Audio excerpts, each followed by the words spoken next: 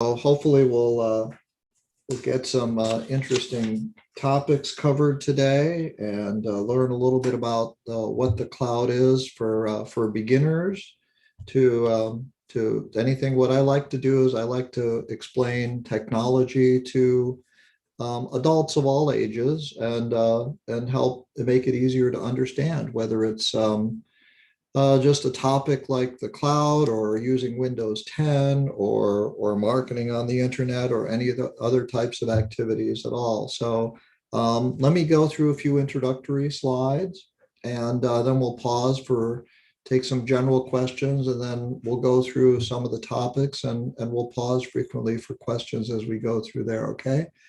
We have Brandon. Brandon's my teaching assistant for this session.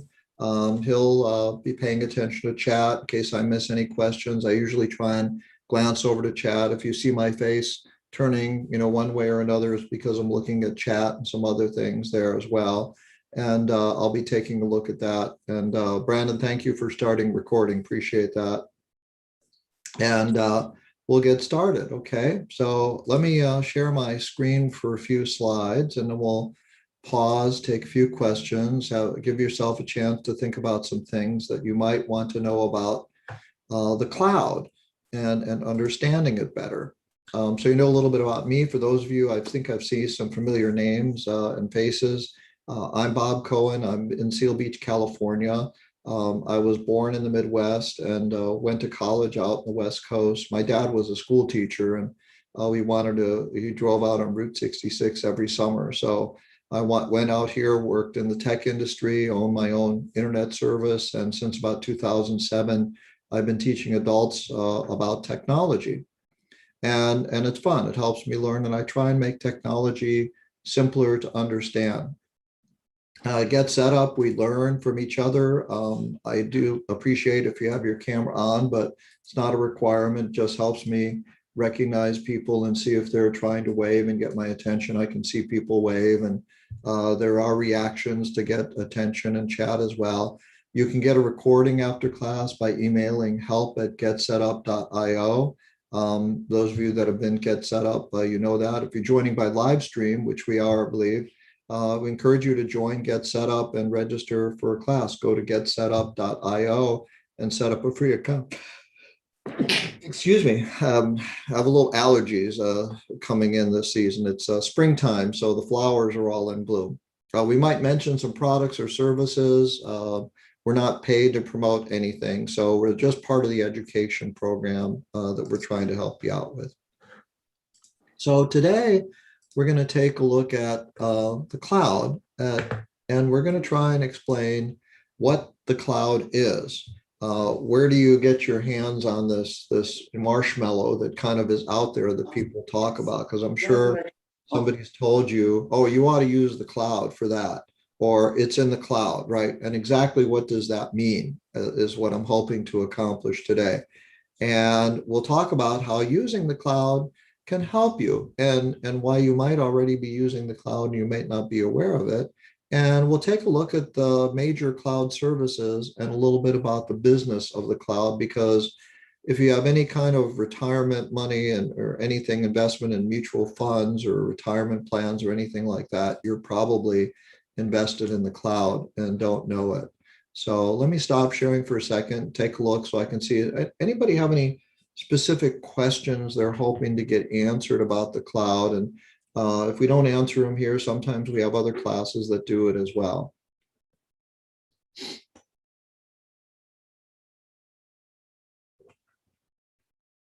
Joyce, you're on mute. If you go ahead and unmute yourself. Yeah, the cloud is it a physical manifestation, or is it just something that we just assume is in the air? It's not a fairy tale. It is real, and I'll show you some ways you can find out if it's real or not. So it is real. If you had access to the facilities and the locations, you could physically touch where the cloud is, and that's a lot of what people don't understand. I grew up putting soldering electronic kits together, so electronics was always fun to me.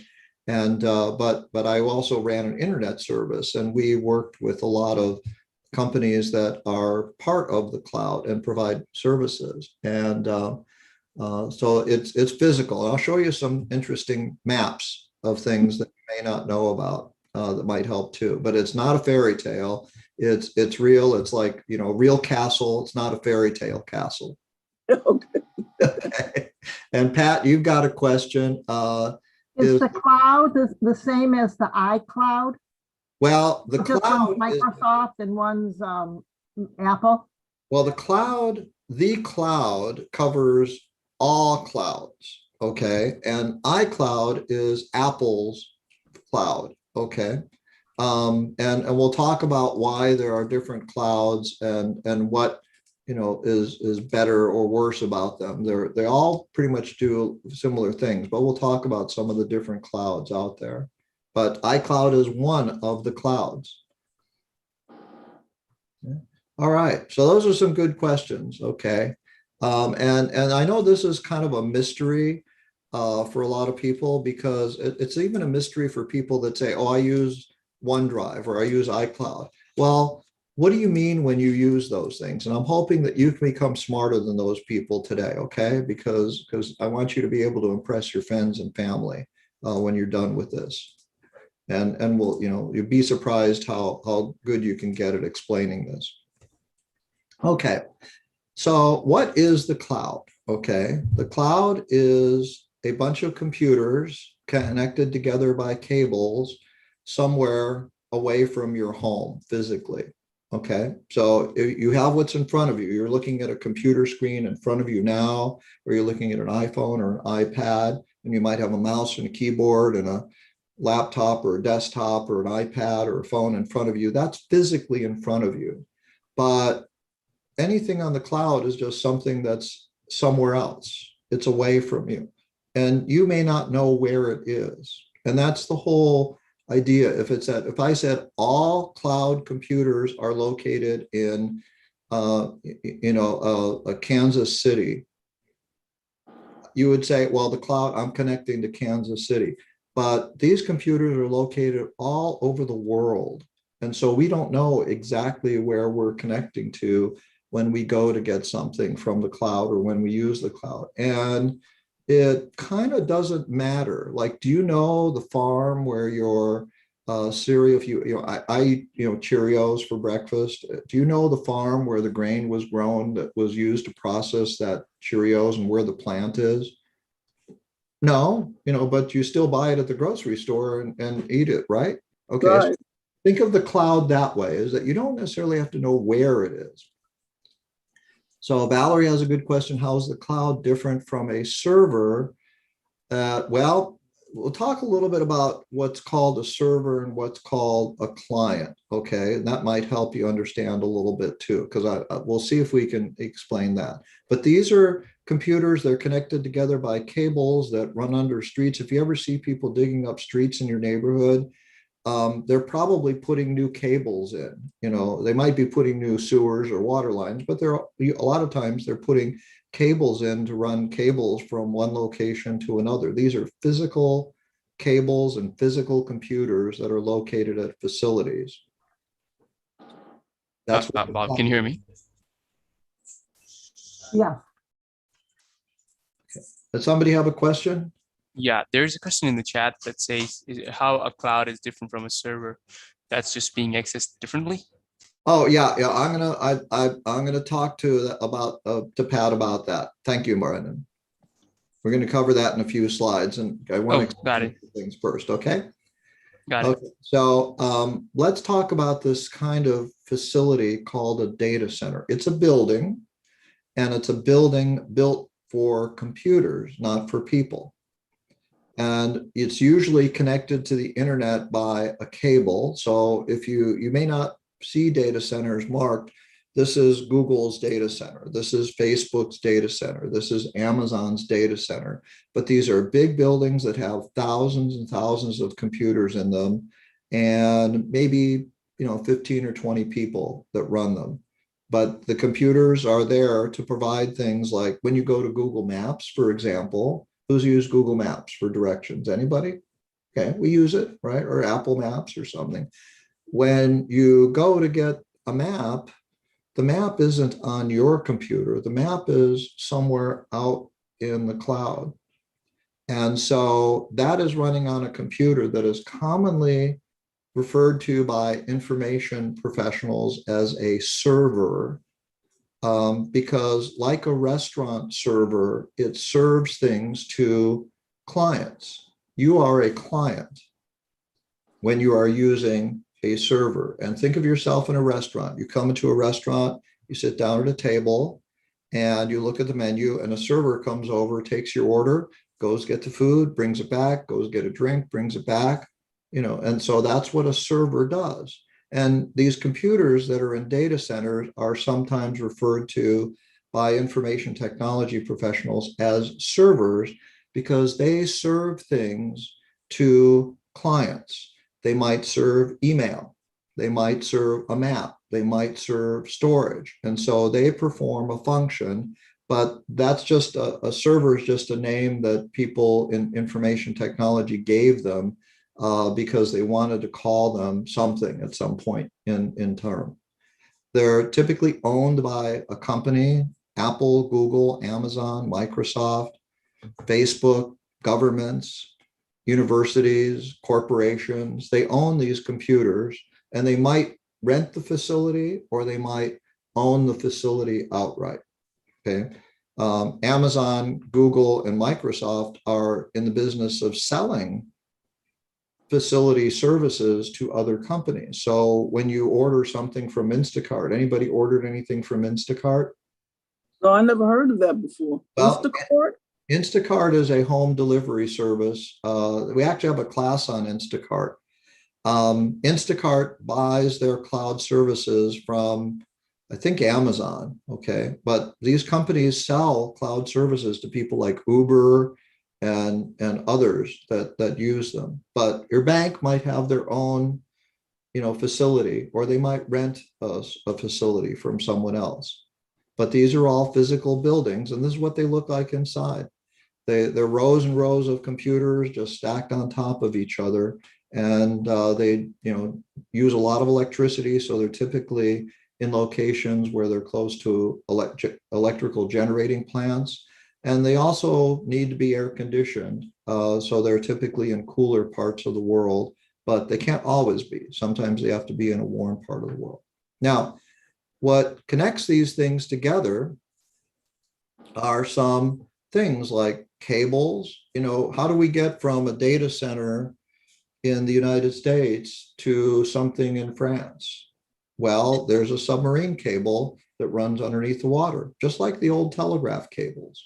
But these cables carry data, maps, pictures, images, email, and they connect all these data centers around the world together. And that's what makes the internet work, is that there's multiple cables. Now, I actually found a map of cables. There's a company out that actually makes maps of cables around the world. And let me show you a picture of this. This is the maps. Okay, so all over the world, this isn't all of the cables. There's hundreds and hundreds and hundreds of cables running around the world that connect places like New York or Virginia to France, or the Caribbean or Brazil or Namibia or South Africa or Pakistan or Japan. These cables are physical cables that run underneath the ocean, and on the land, they're physical cables that typically run underneath our roadways and next to railroads and other things like that. And they connect these data centers together, and that's what makes the cloud. Okay, is that this whole connection. Now, the cloud is, typically lives with the internet. And there are other things that these cables do. Like sometimes a cable is, say, just for the US government to communicate from, say, a military base in California to a military base in Georgia. That would be a private cable, for example. But the internet can be used by companies and people that use the internet, like you and me. So if we connect up to the internet, we have access to all of these resources, all of these data centers, all of these cables that physically make it. and you can actually see not everybody wants to share the location of their data centers, but there are hundreds of these buildings all over the world that house computers and computers and computers. And that's where the cloud is physically located. It's in a data center. I had the privilege of seeing the inside of a facility in Los Angeles called One Wilshire Boulevard. And it's a building that is not an office building. It's about a 35-story building, and it's filled with computers, and it has cables that run to San Francisco, to San Diego, to Chicago, to Japan and other things. And it's where a lot of our traffic in the United States goes over to Asia, goes through that building. And they use certain kinds of computers are specialized. They handle moving data from one computer to another. Does are they targets by criminals of the data centers? Do they, obviously they know about this, right? Well, they do. They're very secure facilities. They have a lot of physical protection. And that's why a lot of companies, like, you'd never find Bank of America or Wells Fargo saying, here's our data center, right? Yeah, okay. They don't want that. Okay. So data centers and Amazon and other people, they don't typically want to make, their data center locations public. Okay. But there are smaller organizations, but they have facilities. And if you're a computer, knowledgeable person, and you drive around, say, an electric power plant or something like that, chances are you can probably find a data center nearby, but it's going to be an unmarked building. It's not going to have anything on it. So I think I answered that, Brandon, about the iCloud being the same as the cloud. It is a little bit earlier. So we'll talk a little bit more about different clouds too. But these are things you can actually, if you knew where to find them, you could physically touch them. Cables and physical buildings that have computers are where the cloud's located. So you'll get a link to these maps in the email as a follow-up to the class. Okay, so what are these computers doing in these data centers? Well, some have websites. Okay, so when you go to like getsetup.io and register for a class, that website is located in some computer somewhere in the world. I honestly don't know where it's located, to be honest with you, but it could be somewhere, and it's probably got a backup copy somewhere in case you can't get to the first one, you can get to the second one. That's how the internet works. So let's say this cable here got damaged and it was down. Well, this computer can still talk to this computer through these cables. And that's why there's many, many cables going from different places to other places, is that if one cable goes down, or if the website on this computer is not working right, this version and this version is working as well. There are duplicates. And so the cloud isn't necessarily a single piece of information on a single computer. It might be duplicated in multiple places, which is why it's called the cloud, as opposed to the brick. If it were a brick and you used it once, it would be there. But a cloud's kind of like, I can get to it in many different places, and that's why it's called the cloud. Okay, let's learn a little bit more about the cloud here. Sometimes you use things like cloud storage. So, Pat, when you talk about using iCloud or OneDrive or Google Drive or other cloud services, storage is a function that is provided to you. So just like you have a disk drive built into your computer, you might have an accessory disk drive you plug in with a cable, but cloud storage is simply a disk drive or space on a disk drive that you get connected out on the internet. So physically, it's not with you, but physically it's in some data center somewhere. So if it's an Apple iCloud, it is an iCloud storage service. If it is Microsoft OneDrive, it's run by Microsoft. If it's Google Drive, it's run by Google. And it's kind of like putting money in the bank. Okay. So if you have say you have a bank account with Bank of America and another one with Chase and another one with Wells Fargo, right? And you got money in each of them. Okay. Now it's your money, right? It's your money. But if you want to get it out of Wells Fargo, you go to the Wells Fargo branch. If you want to get it out of Chase, you go to the Chase branch. If you want to get it out of Bank of America, you go to the Bank of America branch. But it's your money. Think of cloud storage with different companies as just different places to store your data instead of different places to store your money. And think of your computer as kind of like your mattress. Your mattress is at home, and so you can always get to that. But let's say somebody breaks into your home and steals it, or let's say it gets broken, or something like that. The advantage of having your money in a bank is that it's safer. You know, you can get to it as long as you have the right identification. You can get to it, and so having data stored in these hard drives in the cloud basically gives you another place you can keep a copy of things in case something goes wrong with whatever you have, because computers do break. Okay. Any questions about that? Starting to make a little more sense, I hope, as we learn more about the cloud. Okay, so how do you connect to the cloud? You have a company that you probably pay a monthly fee to, like an internet service provider, and your laptop or desktop or whatever you have at your home connects up through a cable or wirelessly to this internet service provider, and they have a cable that connects up to the internet, and that gets them to all of these data centers, all these clouds, wherever they're located.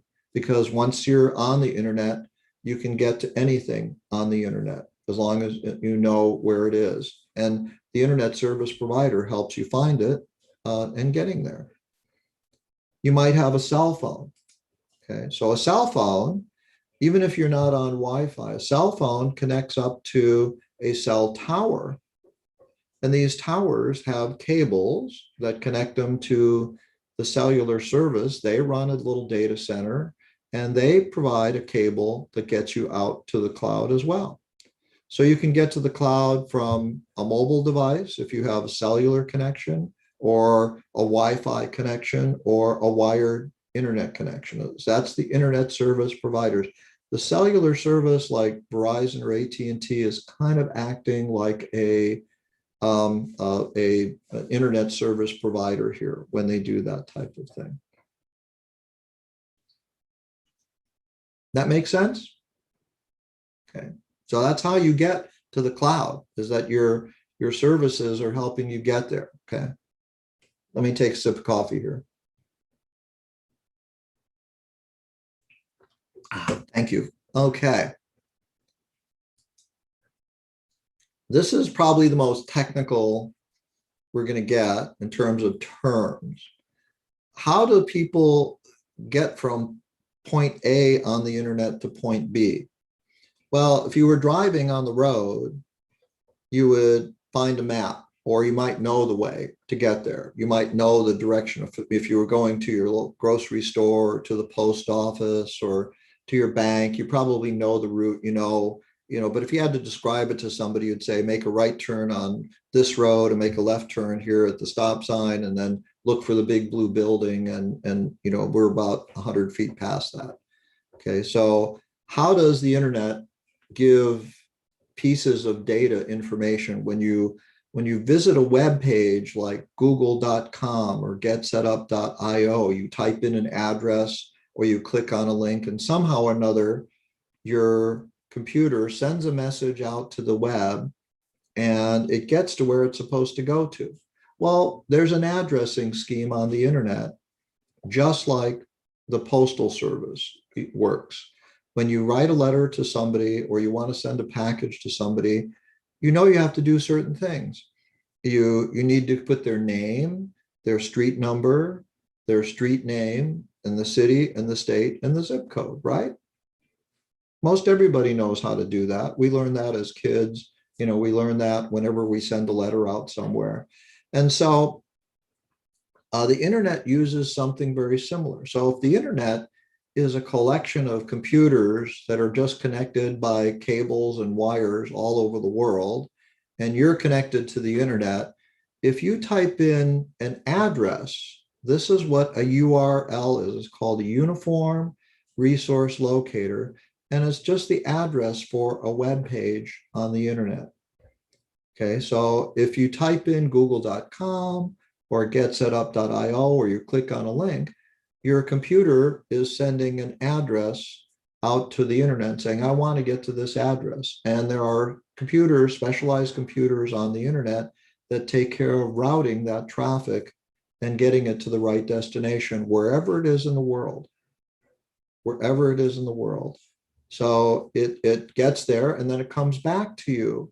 And the reason it knows where to send it back is that every computer on the internet has what is called an Internet Protocol address, or for short, it's called IP address. And your internet service provider gives that to you when you get on the internet. And so about these computers that are out there, they also have IP addresses, and they like numbers better than words. And so computers kind of say, oh, you want to go to google.com. I know that that's number 17539. I don't know the real number, but it translates to a number because computers like numbers, and it says go there. And there's computers on the internet that make sure the traffic gets routed all the way through there, okay? And then it says, well, you asked for it, Bob asked for it, or Joyce or Wanda or Karen asked for it. I know your IP address because that's the return address on the message, just like an envelope that you mail should have a return address. When it has a return address, if I want to send something back to you, I know how to send it back to you. And so these addresses are used to send information back and forth across the internet. So so if Google, for example, is the address, would you consider the IP is would you say it was the key to get into the address? No, it's just people like words and Okay. computers like numbers. Oh, okay. It's the same address, only one is represented in words and one is represented in numbers. Okay. That's why we can remember google.com, Joyce. We don't have to remember 7 numbers. You know, it'd be right. It makes it easier for us, right? Okay. And that was one of the great things about the World Wide Web. When the World Wide Web was invented, it gave people the ability to get to locations on the internet by typing in names as opposed to numbers. Before the World Wide Web was invented, everybody had to type in a number if they wanted to get to another computer on the internet. That got really old really fast. You know, I was around for that, and it wasn't a lot of fun. But the World Wide Web made it possible for people to type in a word into their web browser, and the computer went out and got that information for you. Pretty neat how all this changed the world. It's like, if you think about, if you imagine if you were a monk in a monastery and you're a calligrapher, right, in the 14th, 15th century, and all of a sudden somebody walked into your monastery and they carried this thing called a book that had been printed on a printing press. You wouldn't believe it, right? It'd say, how did you actually duplicate that without somebody actually writing all the characters? And it was just amazing that it changed. So the internet's kind of changed things the same way. And the cloud was always used by companies and organizations. It's just to become much more affordable and simpler and easier for people to use over time.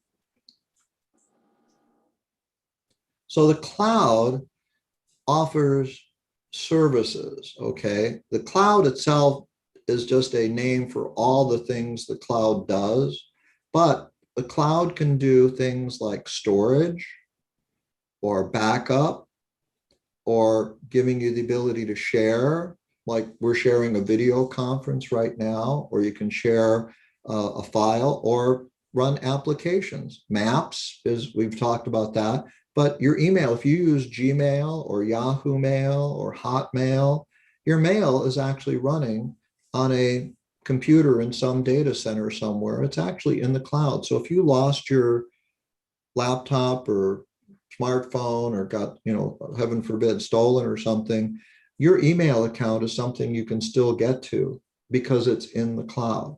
It just wasn't called the cloud for a long time, but now they're calling it the cloud.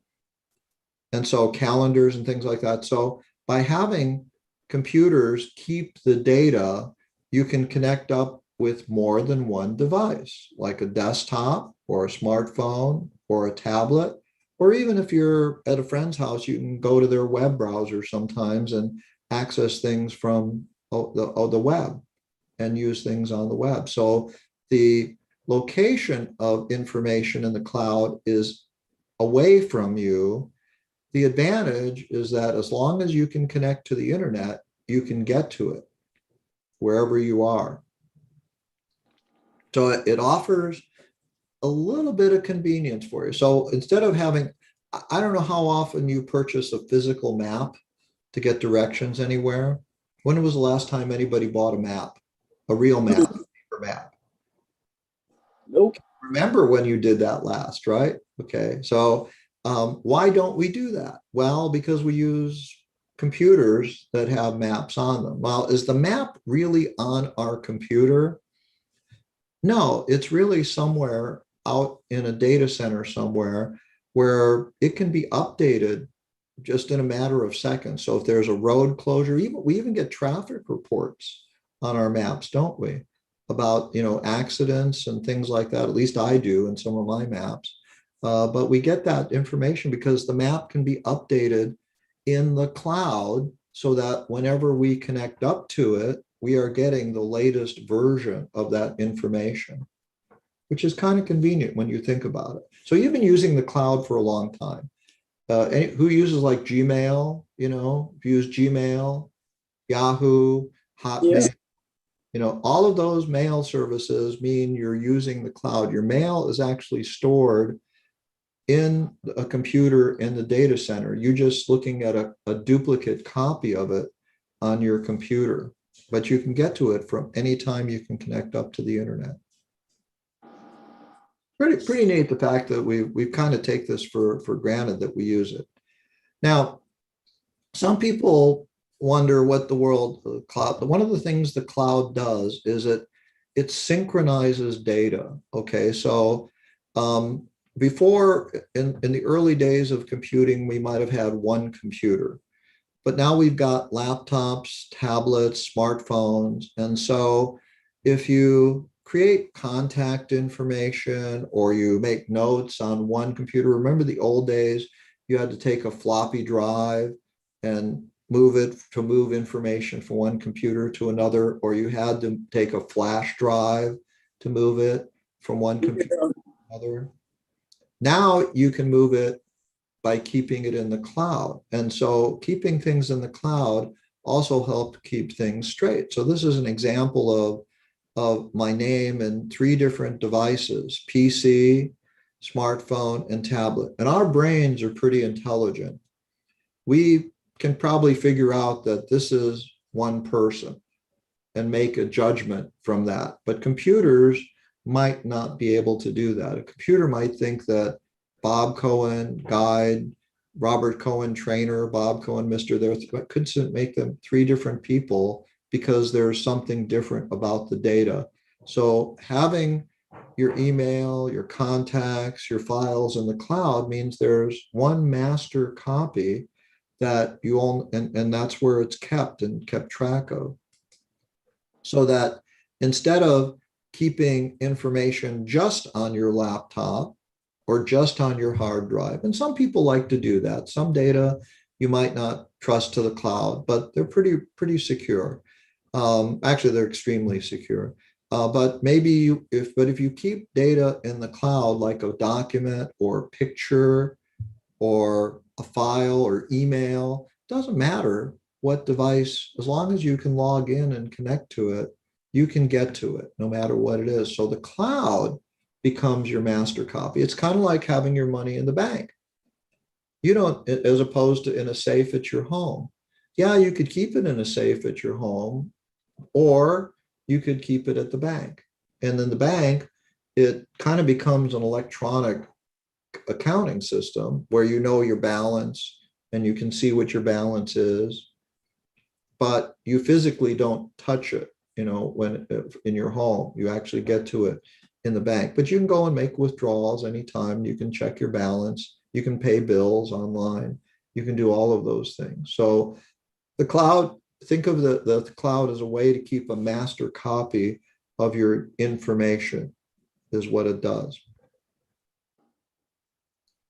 Bob, Yes. so every device that you use is given an IP address, correct? Yes, Wanda. Excellent. Every device you use gets an IP address. Your home router assigns it to it, and it keeps track of where it goes out to your internet service provider and sends it back. But every device gets an, if you have a smart TV, if you have an Amazon, smart, speaker, if you have a Ring doorbell, they all get an IP address. Yeah. It's amazing, isn't it? It's like, how in the world did all of this happen for us?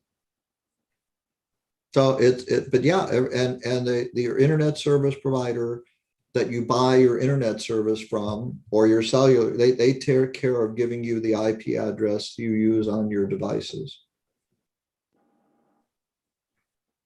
There's actually a big international authority that assigns IP addresses for use by organizations that controls all of them. Well, they regulate them. Okay, so what are these different clouds? Well, think of them like different banks where you deposit money. Okay, they offer different services, right? And so, but you're going to put your money in the bank. You're going to use a cloud service. Okay, so Apple runs something called iCloud, and it has Macs, it has Windows, it has other things there. So those are tools that you can use in Apple's iCloud. It runs on Mac, which is Apple's laptop and desktop computer, iOS, which is iPhones and iPads, Windows, and you can use it on the web. All of them let you use the cloud on the web. However, one device you'll notice that it doesn't run on is Android. So Apple's iCloud is made by Apple. It provides, sorry about that, it provides 5 gigabytes of storage for free, and you can upgrade your storage quite a bit, but if the first level is 99 cents a month to get 50 gigabytes of storage. And it gives you some applications. Apple includes applications that are a word processor they call Pages, a presentation tool they call Keynote, a spreadsheet they call Numbers. They store your photos if you use iCloud photo storage. I don't know if anybody's taken the class on iCloud photo storage that's offered on Get Set Up, but there is a class on using iCloud photo storage. And they offer other apps. Apple has Notes, they have reminders, they have a calendar. So they have all of these things, and they support all of them in Apple's iCloud. So Apple provides that service through iCloud. Okay. Now, yeah, Carol, hi. Hi. So like my cousins all use the iCloud. They all have the the iPhone junk. I don't. So when they do their little weekly classes, I can't, I can see their stuff in the cloud, but I can't upload. Is there any way I can upload my stuff to their shared cloud, or wrong class to talk about it? No, I mean, cloud sharing is possible with clouds. Some clouds give the owner of the cloud, someone owns the cloud service or the account. And some cloud services give you the ability to let others upload and add content to their cloud. Some services do not. Okay, so it depends on the permissions. What that's called permissions. It depends on the permissions. Like I can share a photo via iCloud, but one of my sons uses an Android phone and he can't get to those photos, for example. Okay, so he can look at them, but he can't upload and add to the album. You don't have any way around that, being you're in the computer business? Well, it's all about using a cloud that everyone can use. Okay, so that's why there's many different clouds. Okay, so what people might use for their personal use, like if I were a person that used a Mac, an iPhone, an iPad, and I didn't really use Android very much or Chromebooks, I would say, well, I'm going to stick with Apple iCloud, okay, for everything because it works. But it works for me. It might not work with everybody that I want to use it with, depending on what it does. Now, Apple does have what are called collaboration features. You might have heard this term called collaboration. Let me type that out. And let me get a brighter color there for it. Okay. Okay, collaboration is a way that people can not only see a document or a file, but they can also update it and make changes to it together. That, I think what you're talking about a little bit is that collaboration. Apple does let people collaborate on their pages, Keynote, and Numbers. Okay, so even if you don't have everybody has to have an Apple ID, but because Apple works, these applications work on the web, it's possible for people that don't have Macs to actually use Pages, Keynote, and Numbers on the web. And they can collaborate, and they can make changes, and they can modify them because they're modifying the cloud version of it. So the owner of the document just says, I want to allow collaboration, and I want to allow other people to make changes. Are you kind of talking about their version of Google Docs stuff? Yeah, Apple, all Macs, iPhones, and iPads come with a free copy of Pages, which is their equivalent to Google. What does Google call it? I forget on the slide I've got it, but it's like Microsoft Word, Keynote's like PowerPoint, Numbers is like Excel. And believe it or not, Apple, Google, and Microsoft all have applications and they all make them available for sharing in the cloud. So can I access the Pages in the cloud and Keynote, and then would that let me be able to upload to my cousin's iCloud shared thingy, photo thingy? You might not be able to upload. I don't know if you can upload to them specifically, but I know that if you you collaborate, you share the document, you can collaborate on the document. I don't know about uploading or not. You know, that depends on the permissions that they would have and what they give for that. Can you go through those comparisons again, like Excel and Numbers and things like that? Sure. In fact, I've got 2 more slides that compare them. How's that, Pat? Perfect. Thank you. Okay, because this is where people get, well, why are they all there? Well, they're big competitors. Okay, so Apple has Pages, Google and Keynote and Numbers. but they also store photos and they do other apps. And believe it or not, they all do a lot of the same things. Okay, so let's take a look at another one here. Okay, let's take a look at, what do I have next? Oh, Google. How about that? Okay, Google, they give you a little bit more free storage, but after, I think starting this month, like all your Gmail is going to count towards using this storage as well. So they give you 15 gigabytes of free storage. You can upgrade for $1.99 a month. That's usually enough for most people. And they have applications like Google Docs, Google Slides, Google Sheets. There's a Google Photos app that you can, share photos to, and they have other things too as well. Okay. And they work on Macs, iOS, Windows, Android, Chromebooks, and the web.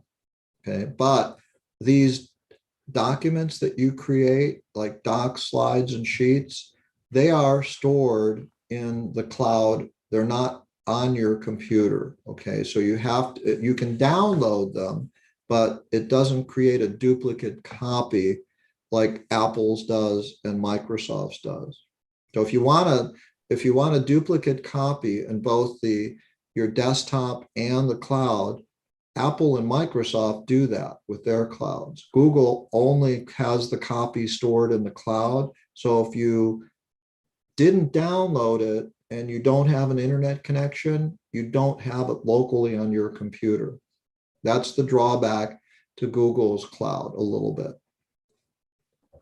Okay, not a bad drawback, because most of the time we have an internet connection. But for example, if I didn't have an internet connection, I couldn't run the Zoom meeting, right? So we depend on them quite a bit. So if you had pictures, several photos that were taking up a lot of memory and space on your phone, you could download them to your home computer. Your home computer would save them because it's Windows. They could save it so you could pull it up anytime, where your phone, you'd have to almost go back to your home computer and put it back on your phone. Well, you can save. Let me try. Let's go back here to here. You could have photos in the cloud, or you could have photos on your computer, or you could have photos on your phone, or you could have them in all three places. Okay, so it's just a matter of where you want to have copies of them. So if you didn't want them, you wanted a few on your phone, but not all of them. And I find they're in like 2 or 3 places on my phone, and it's taken up a lot of my memory, but I'm afraid to delete it because I don't want to lose my photos. Right. If you move your photo from your phone to your laptop or desktop, you can delete it off your phone, and it'll still be on your it'll be in your local. It's like taking money from the bank and putting it in your mattress at home. Right. And so if you wanted to, so you did that and you got them off your phone, but yet you wanted to show your sister a picture of the dog or the baby or whatever. Would I be able to get those back on my phone? You'd have to transfer it back to your phone somehow. Okay. As soon as if you delete it off your phone, it's not on your phone anymore. But you might have copied it or saved it, a duplicate over onto your computer. Okay. So, but if you delete it off your phone, even if it's on your computer, which is why a lot of people say, I'll just keep it in the cloud and not worry about it because I can get to it anywhere. Okay. Linda has. So instead of putting it on the home computer, I should put it in the cloud. Right. Your home computer doesn't mean it's in the cloud. So you have to bring your laptop or home computer with you to show somebody a photo that's on your home computer. Okay, thank you. Okay. Linda, you have a question. You had your hand up. Thank you. I do. I have an Apple phone and an iPad, and I have a desktop computer. The data on my computer also shows on my phone, which is Apple. Does that go into the cloud then? The data, what kind of data? Pictures mainly. Photos. Now, photos, it depends on where you are storing your photos. Okay. You're using iCloud, I mean, there's about half a dozen ways to get photos, from your phone to your computer. Right. Apple's iCloud is one way to do it. Okay, so Apple's iCloud gives you a way to get photos from your phone. They're automatically sent to the cloud. And if you use iCloud on your computer, iCloud will work with both Macs and PCs for photos. You can see the photos on your computer, and you can see them on the web as well. Okay, so I don't need to be paying for Google to store my photos on my computer. I can store it all on iCloud. If you just want to store photos on your computer, you'll pay Google to store photos in Google's cloud. Right. That means you're keeping a backup or a copy there as well. And I'm going to show you one thing about Microsoft's plan, that if you use Windows or a Mac, Linda? Windows. Windows. Okay. So I'll show you something about Microsoft's plan that throws another wrinkle into the picture. Okay. But another option for us too. And Carol, you had a question? See, so like I didn't know all these years, all my photos have been going up to Google Cloud. I don't know what I signed up for. But then there's all these, like you're talking about these other clouds that I might have. I don't know if all my junk's just automatically going up there. How do I control that? And you have an Android phone, I assume? Yeah. Okay. So when you set up photos on your Android phone, one of the settings, said upload photos to my Google Cloud account. Okay, so that's what's happening. So that's usually standard with Apple asks you if you want to use iCloud photo storage. And guess what? Microsoft has a cloud also. I mean, they're the big companies, right? That we typically have technology from. So Microsoft has OneDrive, which gives you 5 gigabytes free. It's just their storage. But Microsoft has a subscription service to something called 365. And it runs on Windows, Mac, iOS, Android, and the web. So it runs on everything. It includes the Office apps, Word, PowerPoint, Excel. They also give you photo storage. And they have other apps too, like a note-taking app and Outlook, which gives you calendar and email and other things. Now, you get, Microsoft OneDrive gives you 5 gigabytes free, but a 365 subscription for a personal user, it's $70 a year. For a family, it's $100. But it gives you the ability to use all of these apps on 5 different devices. So you can use them on your laptop, your phone, your desktop, your tablet, whatever. And you get 1 terabyte of storage with that plan. Okay, so I think my hard drive on my laptop is 1 terabyte, and I do a lot of stuff, and I use about half of it, a little more than half. Okay, so I use about 5, but I have I keep everything. I'm kind of a pack rat when it comes to keeping things, but that's how much storage is available for you, in OneDrive. And if you have the family plan, each individual member of the family gets 1 terabyte of storage. So, it's like Bob gets 1 terabyte. My, 2 sons, I have like 4, accounts set up with it. And they each get 1 terabyte. It's private. I don't know their passwords or anything. And you can actually upload photos it's like, when you have a photo on your phone, you could upload the photo to iCloud if you had an iPhone, or to Google Cloud if you had Google, or to Microsoft's OneDrive. You can send them multiple places if you want to, because there's lots of different clouds. Okay, Jane, you have a question. What is a terabyte? I might be Oh, a stupid. terabyte. It's a unit of storage.